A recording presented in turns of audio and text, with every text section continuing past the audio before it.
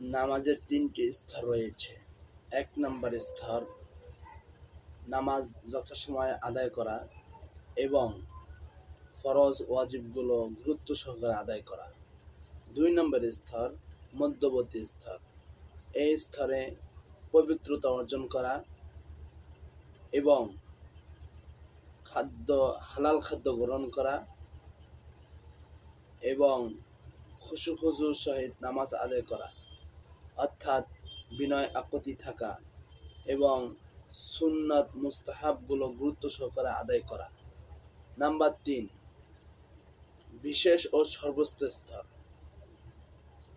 এই স্তরে নামাজ আদায় করতে হবে হৃদয়ের উপস্থিতি ও একাগ্রতার নিম্নগতা এরূপ হওয়া যেন আল্লাহ তাআলার সামনে দাঁড়িয়ে আছেন, আল্লাহ তাআলার সামনে আমরা নামাজ আদায় করি।